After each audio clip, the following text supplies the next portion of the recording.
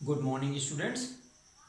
चलिए आज देखते हैं हम मनुष्य के जो गुणसूत्र होते हैं उनमें कौन कौन से विकार उत्पन्न हो जाते हैं, यानी मनुष्य के गुणसूत्रों में बदलाव हो जाता है या उसमें कमी हो जाती है या अधिकता हो जाती है, तो उसके कारण उसमें कौन कौन से विकार उत्पन्न हो जाते हैं, तो उसके बारे में आज चर्चा करेंगे।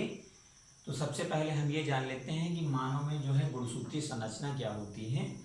तो जैसा कि आपको पता है कि मानव में 46 क्रोमोसोम होते हैं। ठीक, कितने होते हैं? 46 क्रोमोसोम होते हैं, या इनको हम 23 जोड़ी भी कह सकते हैं। ठीक, जिसमें से 22 जोड़ी ऑटोसोम्स होते हैं और एक जोड़ी यानी जिसका संरचना XY होता है, लैंगिक क्रोमोसोम होता है, या इसी को हम क्या कहते हैं? हेट्रोसोम्स कहते हैं। हेट्रोसोम्स कहते हैं। अब इनमें जो गुणसूत्र होते हैं उसमें विकार दो प्रकार का होता है। एक होता है यूप्लॉइडी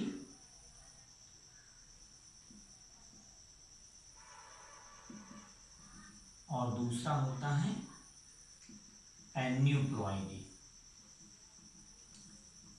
ठीक, इसमें क्या है? यूप्लॉइडी में क्या होता है कि जो गुणसूत्र है पूरा का पूरा समुच्चय उठ के जाता है, यानी समुच्चय का विलोपन हो जाता है या उसकी अधिकता हो जाती है, तो ये यूप्लॉइडी में होता है।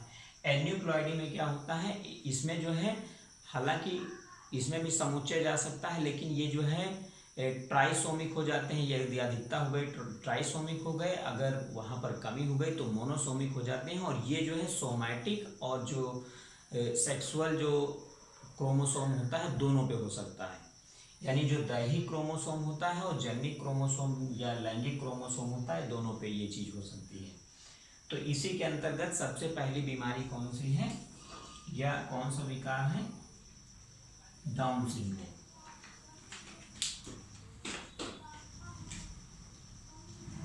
Down syndrome.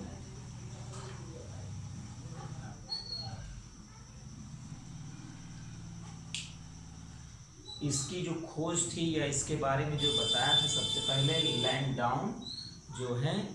लैंगडॉन डाउन नामक वैज्ञानिक ने इसके बारे में बताया था सबसे पहले। ठीक, ये किस प्रकार से बीमारी बनती है या किसके कारण हो जाती है। तो इसमें क्या होता है, जो यहाँ पर क्रोमोसोम होते हैं, यानी क्रोमोसोम जैसा कि 46 बताया गया है, तो जो 23 जोड़े में होते हैं, तो 23 जोड़े क्रोमोसोम क्या होते हैं? ये ग्रुप बनाते हैं। तो इनका जो ग्रुप होता है वो 7 ग्रुप में अरेंज होते हैं। ठीक, और 7 ग्रुप में अरेंज होने के बाद जो इनकी 21वीं जोड़ी होती है, यानी जो 21वीं जोड़ी क्रोमोसोम की होती है उसमें डिसऑर्डर्स हो जाते हैं या उसमें चेंजिंग होती है, जिसके कारण ये बीमारी उत्पन्न होती है। तो जैसा 21वीं जोड़ी के बारे में जो इनकी गुणसूत्रीय संरचना होती है वो ये हो जाती है 2n+1, और ये 21वीं जोड़ी का क्रोमोसोम। ठीक, तो इसको टोटल मिला के यहाँ पर कितनी संख्या हो जाती है? 47 हो जाती है। अब देखिए इसमें ये क्या है, जैसे हमने बताया कि 46 क्रोमोसोम होता है, तो 2n का मतलब यहाँ पर क्या हो जाता है? 44 हो जाता है। ठीक, 2n का मतलब क्या है यहाँ पर? 44, और फिर प्लस, यानी 44 क्रोमोसोम तो है ही, और उसके बाद एक जोड़ा क्रोमोसोम वो लैंगिक क्रोमोसोम होता है। तो यहाँ पर जो 21वीं जोड़ी है, लेकिन यहाँ पर ये लैंगिक क्रोमोसोम नहीं, ये दैहिक क्रोमोसोम है, क्योंकि जो लैंगिक क्रोमोसोम की जोड़ी होती है वो 23वीं होती है, और यहाँ पर किसमें चेंज आ रहा है? 21वीं जोड़ी में आ रहा है। तो यहाँ पर 1 हो गया। ठीक, और 1 का मतलब यहाँ पर क्या हो गया है? जो 21 जोड़ी तो क्रोमोसोम है ही है, यहाँ पर XX क्रोमोसोम है, तो यानी 44, 45, 46, 47। तो इसका मतलब ये हो गया कि ये 47 हो गई, यानी एक क्रोमोसोम यहाँ पर बढ़ जा रहा है, इसलिए संख्या यहाँ पर कितनी आ रही? 47 आ रही।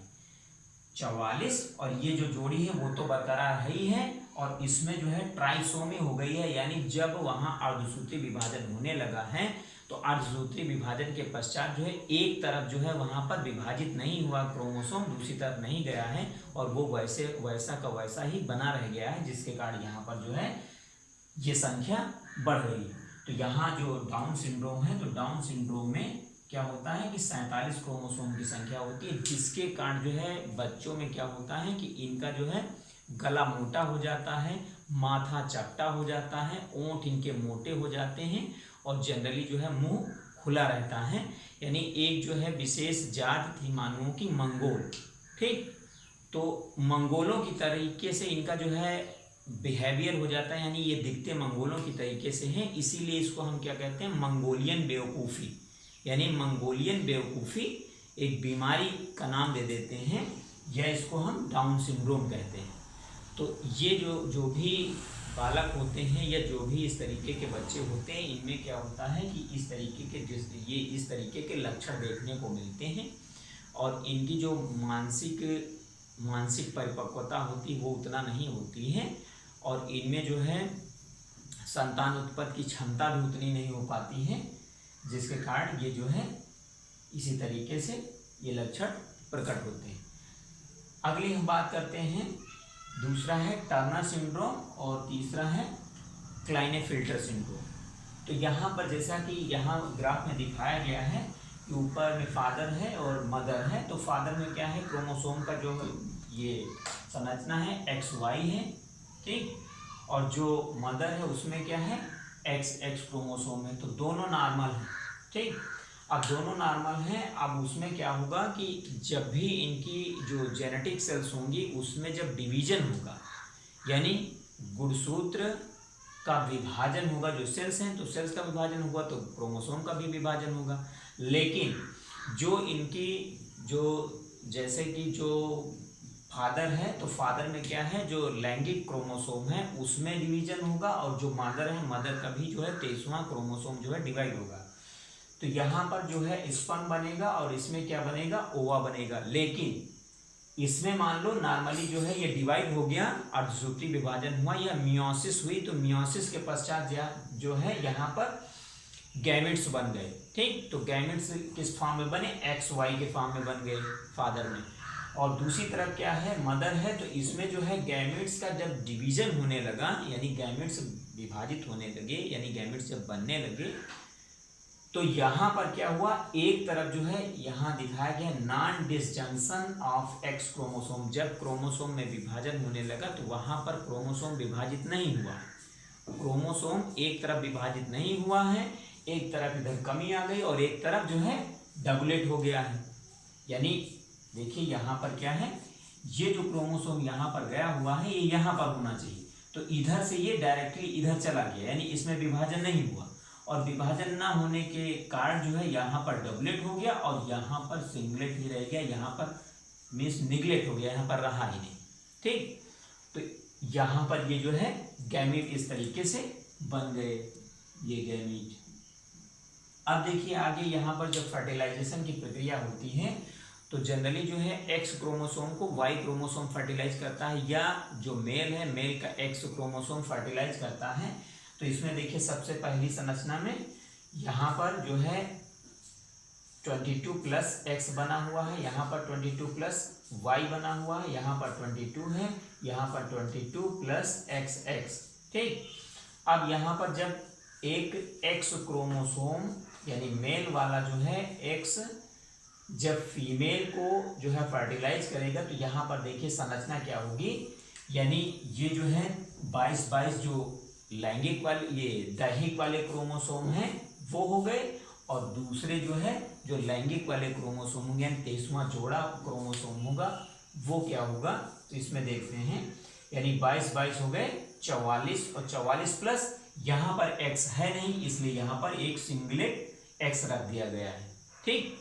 अब देखिए इसकी संरचना क्या हो गई, ये टर्नर सिंड्रोम के अंतर्गत आ गया। क्यों, क्योंकि इसमें एक X की कमी हो गई तो 44 और प्लस 1 45 हो गया, यानी 45 में क्या होगा टर्नर सिंड्रोम, इसमें क्या हो गई, मोनोसोमिक कंडीशन आ गई, यानी मोनोसोमी, एक जो है क्रोमोसोम की कमी हो गई, यानी टोटल संख्या इनकी कितनी हो गई है, 45।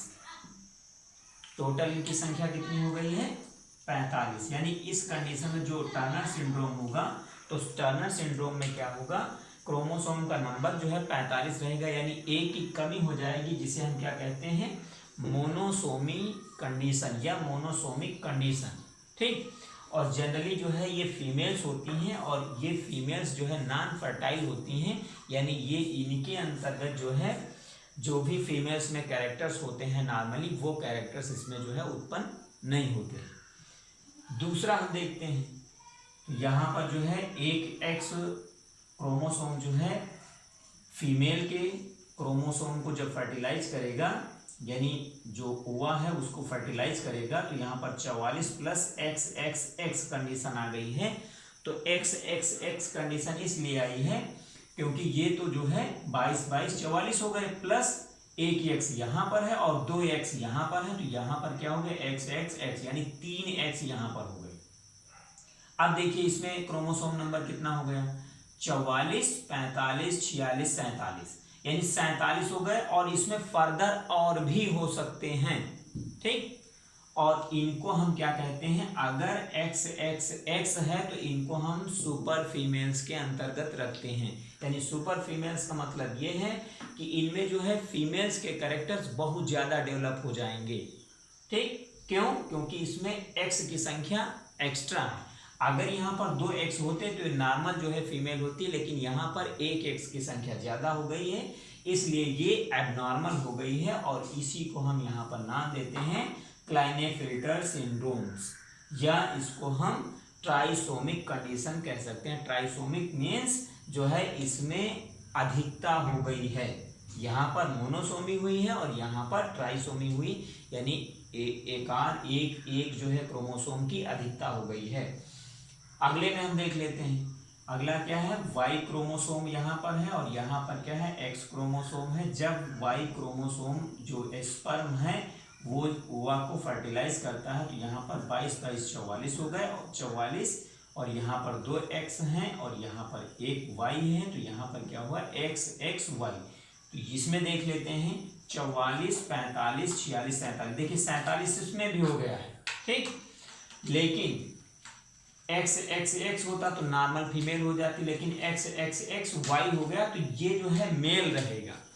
इस वाली कंडीशन में 47 है इसमें भी, लेकिन ये मेल रहेगा। और मेल में क्या है, मेल में जो है एक वाई होने के कारण ये जो है मेल हो गया, लेकिन इसमें जो है फीमेल के कुछ कैरेक्टर्स आ जाते हैं। जैसे कि कभी आपने देखा होगा, जो मेल होते हैं, जो मेल बच्चे होते हैं, यानी जो पुरुष होते हैं, उनमें क्या है, कुछ फीमेल के लक्षण जो है यहाँ पर जो है दृश्यमान होते, इसी जो है क्रोमोसोम के कारण, क्योंकि एक एक्स होना चाहिए था, तब जो है ये मेल होता नॉर्मल, लेकिन इसमें एक एक्स एक्स्ट्रा हो गया है, इसलिए इसमें जो है कुछ फीमेल्स के कैरेक्टर आ जाते हैं। जैसे आपने देखा होगा, कुछ पुरुषों की जो है चाल जो है महिलाओं की तरीके से हो जाती है, या उनका जो है बिहेवियर जो है महिलाओं की तरीके से हो जाता, वो इसके कारण होता है। ये जो है क्लाइनेफिल्टर के सिंड्रोम के अंतर्गत होता है। अब देखिए जो लास्ट वाला है यहाँ पर वाई, और यहाँ पर जो है जिसमें जो है एक्स एब्सेंट है, यानी केवल जो दैहिक क्रोमोसोम है वही रह गए हैं यहाँ पर। तो 22 22 यहाँ पर हमने संख्या लिख दी 44, लेकिन और 44 के बाद एक 45 हो गए, लेकिन जब वाई के साथ कभी भी एक्स क्रोमोसोम नहीं होगा तो उस कंडीशन में जो फीटल डेथ हो जाएगी, यानी बच्चा जो है एबनॉर्मल होके जो है वहाँ पर बर्थ से पहले ही खत्म हो जाएगा। तो उस कंडीशन में यहाँ पर इसको हम डिनोट ही नहीं करते हैं, यानी ये खत्म हो जाएगा इस कंडीशन के अंतर्गत, यानी इसमें क्रोमोसोम नहीं होगा, तो ये जो है मर जाएगा, पहले ही बर्थ से पहले ही मर जाएगा।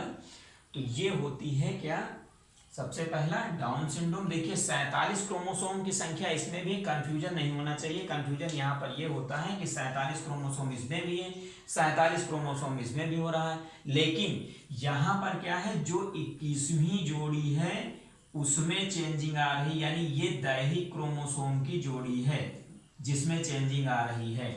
और इसमें क्या है, जो 47 क्रोमोसोम मान लो यहाँ पर हो जा रहे हैं, 47 48 भी हो सकते हैं या फर्दर आगे भी बढ़ सकती है इनकी संख्या, लेकिन ये किस में हो रही है, ये 23वीं जोड़ी के क्रोमोसोम में कंडीशन अप्लाई हो रही है।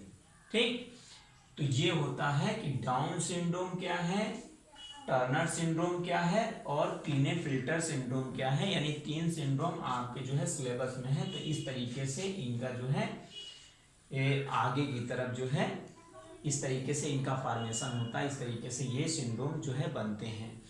इसमें सुपर फीमेल्स और मेल्स दोनों हो सकते हैं, यानी यहाँ पर जो है वाई क्रोमोसोम हो सकते हैं या एक्स क्रोमोसोम हो सकते हैं, इसलिए इनको हम सुपर फीमेल्स या मेल्स कहते हैं, यानी इन्हीं के अंतर्गत जो है क्लीनेफेल्टर सिंड्रोम आता है।